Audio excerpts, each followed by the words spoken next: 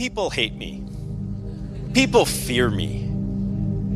You see, I'm a communication professor. And these people who fear me and hate me are some of the brightest, most creative, most entrepreneurial people I know.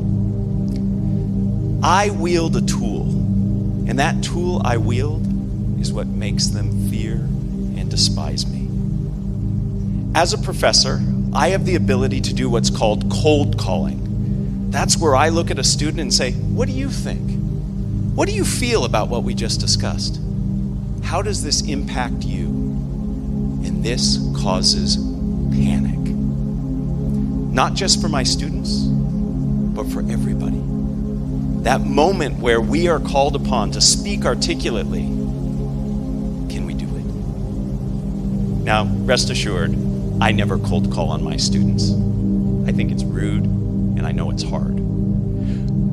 But people fear it. 85% of people say they fear speaking in public. And quite frankly, I think the other 15% are lying. I think we could find a situation that makes them nervous too. So today, my goal is to share with you some tips and techniques that you can use to help you be more comfortable and confident when you're speaking. In other words, to be able to think fast and talk smart. To do this, we're going to look at 4 different steps. First, we're going to talk about the approach we take. Then we'll speak about the audience we talk to, the context in which we find ourselves, and finally, the structures we use to help our messages get across. So let's start by talking about approach. You know, I was reminded about the importance of approach many, many years ago when my wife and I first moved in with each other. You see, we fought a lot over little things. Things mostly that happened in our bathrooms. We called these our bathroom brawls. Is the toilet seat up? Is the toilet seat down? By far the biggest fight my wife and I ever had was over toothpaste. You see, my wife's a roller and I'm a squeezer.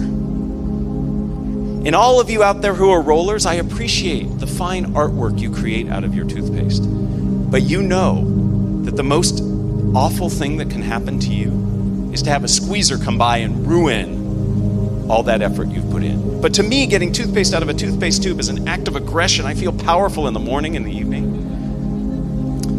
And we would fight incessantly over little things like this. And finally, my wife, who is much smarter than I, said, time out. What are we doing here? We've just been married, we love each other, and yet we're fighting all the time. We need to look at this differently.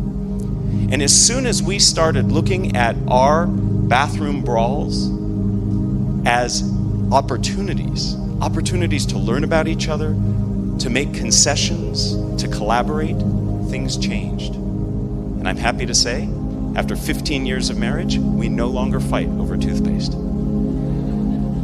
This same approach is true in communication. Most of us, when we are in situations where we need to communicate, we see them as threatening. We see them as opportunities for failure. And I'd like to suggest that we need to change that. We need to approach communication in an open way. See it as an opportunity to share our ideas, our beliefs, our innovations.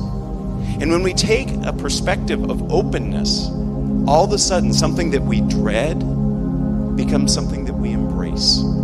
So the first step to effective communication is to approach it in an open way. But that's not enough. We need to think about the audience that we're speaking to. And to me, the way to approach it is the opposite the way most people do. Most of us think about, here's what I want to say, or here's what I need to say. I would suggest that's exactly wrong. You need to think about, what does my audience need to hear? And it sounds just like verbal jujitsu, where I'm moving words around, but in fact, it's a fundamental difference. If I ask myself, what does my audience need? It puts me in service of my audience. It's about their needs. And in order to understand those needs, I have to do some reconnaissance. I have to ask myself who they are. The 3 things I think we need to ask about our audience are, what is their knowledge? What is it that they know? And if they don't know enough, what can we do to scaffold that information so that they have the tools they need? In addition to knowledge, we need to be thinking about their expectations. And by expectations, I mean, what is it that they expect of me? Most audiences have heard the types of presentations you're giving. Maybe it's a pitch. Maybe it's some kind of advertisement or marketing. Maybe it's a TED Talk. Your audience has heard those kind of presentations before. So what do they expect of you? And then you can choose to conform to those expectations or not. You know, I have 2 young kids, and I learned that sometimes violating their expectations actually is the most effective thing I can do for the communication we need. My boys sometimes make me upset. And when they make me upset, I used to raise my voice to no avail. Nothing happened. I was ignored. And that's tough for a communication guy. So what I started to do when I'm really upset with my boys, I lower my voice. And they stop dead in their tracks. Violating expectations sometimes can actually help you as a communicator. The final thing we need to think about are what are their attitudes?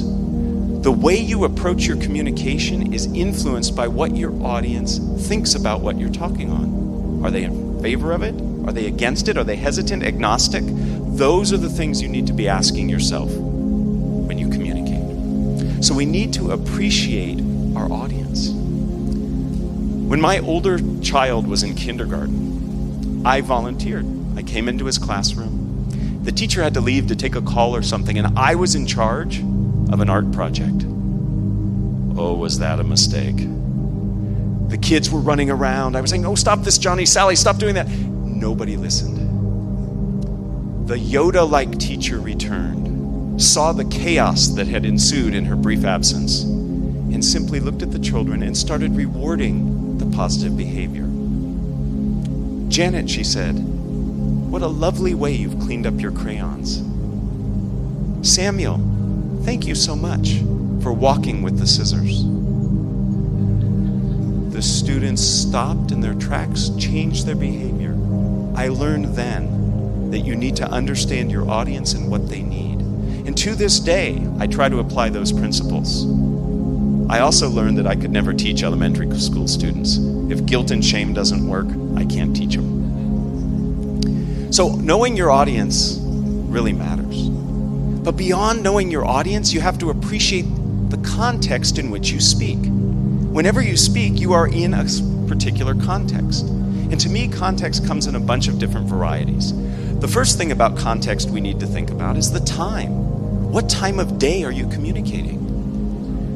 If you're talking early in the morning, you might have to have a little more energy to keep people moving. Same thing after lunch when people are having that food coma experience. I taught high school many, many years ago, and I don't think my principal liked me very much because she gave me freshmen right before lunch and right after lunch. And if you know anything about 14, 15-year-old kids, they need lots of food and lots of social experience. So by the time my first class of freshmen came to me after 4 hours of class, they were dead tired. They could barely move, let alone think. Right after lunch, when my second batch joined me, they were amped up on their food, their caffeine, their friends. It was a frenzy in my classroom, and I had to teach them the same thing. How did I do it? I changed the way we approached the class. The class before lunch was highly collaborative. People were moving around, lots of activities. After lunch, a little more mellow. You must address the context, the timing, so your message can be effective. Context also involves emotion. Most of us, when we communicate, we think about information. What's in my head, in my heart, I need to communicate to you. But we also communicate a feeling. Maybe we're trying to get people excited and motivate them. Maybe we're trying to scare them, create that burning platform that motivates them to change. Sometimes we're just trying to instill confidence. You should believe in what I'm saying. But we need to think about the emotion as well as the information. The final bit of context has to do with where you're physically speaking. Location matters. Just the other day, I read in the newspaper that the Girl Scout in the state of California this year, who sold the most cookies during the Girl Scouts annual cookie drive, set up shop in front of a medical marijuana dispensary. She sold more cookies than anybody. Location matters. Think about the way the room is set up. Think about the environment. Is it live? Is it virtual? Those change the way that you communicate. We need to think about location. So our approach is important. Our audience is important. The context in which we find ourselves is important. And so too is the way we structure our messages. It is much easier for humans to understand information when it is structured. In fact, we remember information up to 40% better when it's structured. What do I mean by this? Some of you listening are too young to remember, but those of us of my age, when we wanted to call somebody on the phone, we actually had to remember a phone number. My kids today, they look at a picture, push a button, and the other person starts talking on the phone. We had it much harder. We had to remember 10 digits. 10 digits are hard to remember. So what did we do? We put them in a structure. 3, 3, and 4. That's how we remembered. That's what I mean by a structure. The information is put in a way that it makes it easy, not only for you as a speaker, but also for the audience to remember. Now, I have lots of favorite structures. You see some of the structures up here behind me. The first structure is a chronological structure. Past, present, future. Here's how things used to be. Here's how they are today. Here's where they're going in the future. A chronological structure can really help you navigate your audience from one place to the next. Quite frankly, structure sets expectations. You can't be lost if you have a map. Your structure provides a map, and the chronological structure is incredibly helpful for that. The next structure happens to be the problem solution benefit structure.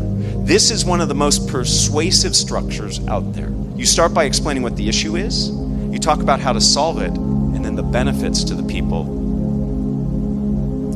Finally, my favorite structure, the one that I use the most, I call this the MacGyver of all structures.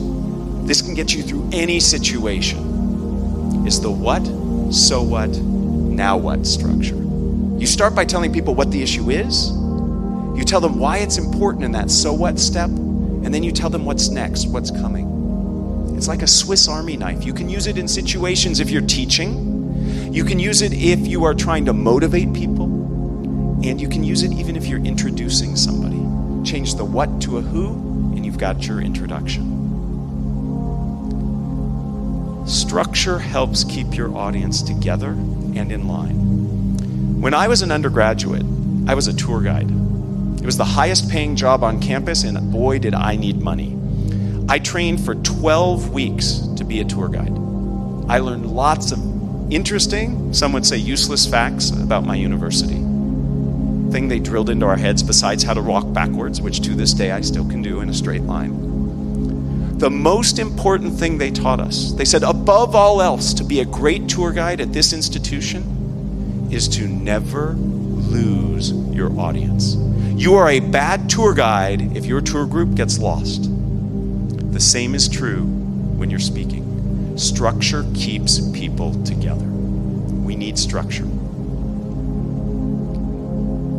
So we see here that these tools, the tools that help us get our audience engaged and involved and help us convey our message, are the same tools that help my students learn to love speaking and learn to do it well.